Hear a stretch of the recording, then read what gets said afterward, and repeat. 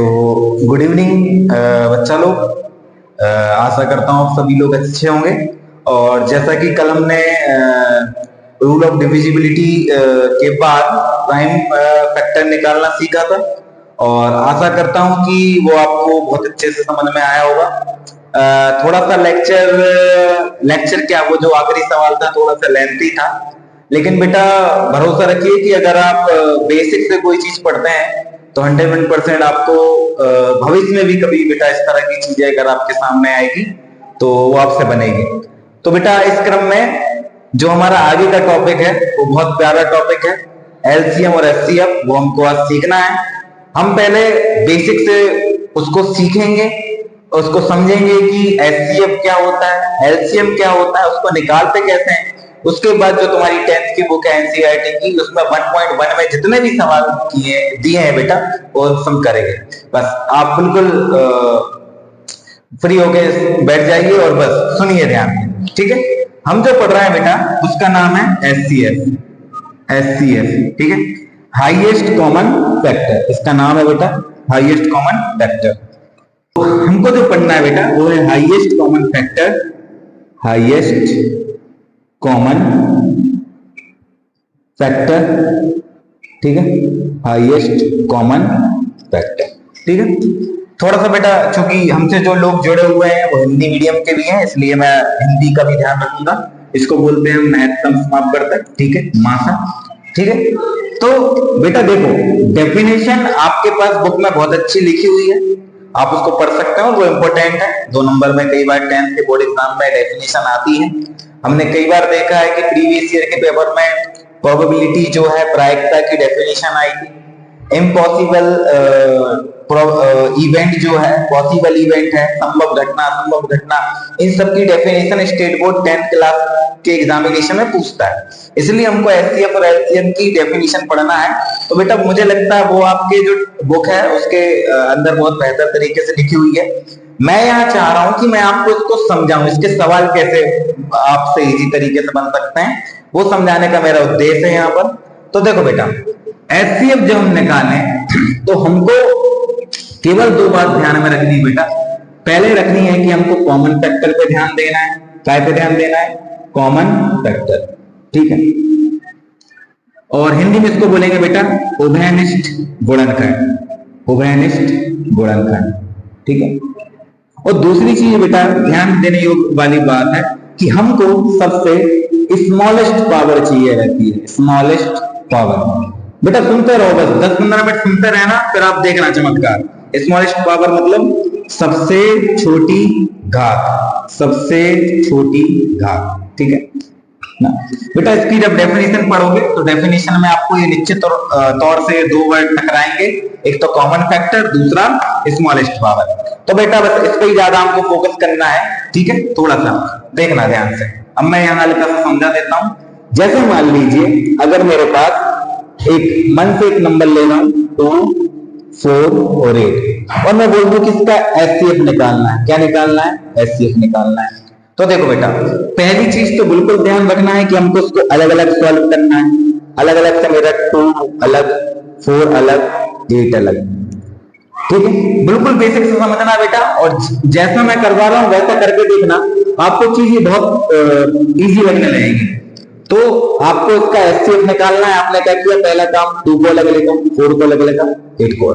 फिर उसके बाद हम इसके प्राइम फैक्टर निकालेंगे। तो देखो 2 1 जा 2, ये तो खत्म हो गए हैं। 2 2 जा 4, 2 1 जा 2, इधर देखो 2 4 जा 8, 2 2 जा 4 और 2 1 जा 2, ठीक है। अब क्या करना बेटा, नीचे हमको लिखना है इसके प्राइम फैक्टर। कैसे लिखना है? 2, यहाँ क्या आएगा? 2 into 2, ठीक है। इधर क्या आएगा? 2 into 2 into 2। यहां तक मुझे लगता है आपको कोई दिक्कत होगी नहीं। अब एक काम करो कि इसको पावर के रूप में लिखने की आदत डालो। पावर के रूप में कैसे लिखते हैं? जैसे 2 की पावर 1, 2 की पावर 2 और ये 2 की पावर 3। यहां तक कोई दिक्कत? इसको लिख सकते हैं 2 की पावर 1, इसको लिख सकते हैं 2 की पावर 2 और इसको लिख सकते हैं 2 की पावर 3, ठीक है बेटा। यहां तक मुझे लगता है आपको समझ में आया होगा, यहां तक कोई दिक्कत नहीं हो सकती। अब इसमें जो ध्यान देने योग्य वाली बातें हैं बेटा कि ऐसा क्यों करना है, इसकी वजह है। देखो अब आपका एचसीएफ चुटकियों में निकल जाएगा, आपका एचसीएफ भी निकालना है। आप देखो कॉमन फैक्टर क्या है? कॉमन का मतलब इस सब में आया है, 2 इसमें भी आया है, 2 इसमें भी आया है और 2 इसमें भी आया है। तो कॉमन फैक्टर पहले कितना आ गया? अब क्या देखना है उसकी सबसे स्मॉलेस्ट पावर। सबसे स्मॉलेस्ट पावर देखो 1 2 3 तीनों है, सबसे छोटी क्या कहलाएगी? 2 की पावर 1। तो आंसर कितना आया? तो एचसीएफ हो जाएगा बेटा आपका कितना? 2। यहां तक कोई दिक्कत? ठीक है। अब सपोज देखो, अब एचसीएफ समझ में आ गया होगा और जब हम अभी सवाल करेंगे तो और बेहतर समझ में आएगा। अब आ जाते हैं एलसीएम पे। ठीक है, एलसीएम को हम बोलते हैं लासा, मतलब लघुत्तम समापवर्तक हिंदी में। ठीक है, एलसीएम। ठीक है, ठीक है, lowest common factor, least common factor इसका फुल फॉर्म होता है बेटा। ठीक है, इसको हिंदी में लासा मतलब लघुत्तम समापवर्तक बोलते हैं। और बेटा ये आपने बहुत बार किया है। इसमें भी 2 पॉइंट याद रखने लायक है। वो ये है बेटा कि आपको ईच नंबर चाहिए। ईच नंबर मतलब आपको प्रत्येक नंबर बोल लो या फैक्टर भी बोल सकते हैं आप। ठीक है, प्रत्येक संख्या या गुणनखंड। ठीक है, और दूसरी चीज बेटा उसकी सबसे ग्रेटेस्ट पावर मतलब सबसे बड़ी जो घात है वो होनी चाहिए। बस इन दोनों चीज से बेटा आपका एलसीएम निकल आएगा। ठीक है, अब जैसे मान लीजिए मैं एक छोटा सा एग्जाम्पल ले लेता हूं। जैसे मान लीजिए मैंने ले लिया 2 12 और 6 सपोज, और मैंने बोला है कि इसका एलसीएम निकालना है। तो देखो सबसे पहली कहानी वही कि बेटा सबसे पहले तो अलग अलग लिखना है। ठीक है, क्योंकि मुझे पता है इससे पहले बेटा जो आपको सिखाया गया है छोटी क्लासों में कि सबको इकट्ठा लिखना है, बेटा वो भी एक तरीका है, लेकिन हमको वो तरीका यूज करना चाहिए जिससे कि सवाल इजी हो। ठीक है, तो ध्यान से देखना। 2 1 जा 2, फिर 2 6 जा 12, 2 3 जा 6 और 3 1 जा 3। इसको देखो 2 3 जा 6, 3 1 जा 3। ठीक है, फिर इसके प्राइम फैक्टर 2, इसका प्राइम फैक्टर 2 इंटू 2 इंटू 3, इसके प्राइम फैक्टर 2 इंटू 3। ठीक है, अब ध्यान देना बेटा, ये हो जाएगा 2 की पावर 1। इसको लिख सकते हैं 2 की पावर 2 इंटू 3 की पावर 1। इसको लिख सकते हैं 2 की पावर 1 3 की पावर 1। यहां तक कोई दिक्कत? ठीक है बेटा, सबके लिए यहां तक। अब आगे देखते हैं बेटा। ठीक है, आगे क्या करना है हमको चाहिए ईच नंबर, मतलब इसमें इस प्रोसेस में जितने भी नंबर बेटा इन्वॉल्व हैं हम सबको लिखेंगे। तो देखो ध्यान से, आपके पास 2 आया है, बिल्कुल आया है। 2 के बाद और देखो कोई भी संख्या रिपीट नहीं करनी, पहली चीज। ठीक है, और सब संख्या को लिख लो लेकिन रिपीट नहीं करना है। ऐसे 2 आया है, इधर भी आया तो डबल से नहीं लिखना, 111 नहीं लिखना, एक बार लिख लिया बस। उसके बाद 2 के बाद कौन सा नंबर इन्वॉल्व है? 3। अब क्या करना है, ईच नंबर हो गया, हर एक नंबर हो गया इसमें से, देखो 2 और 3 यही सब जगह।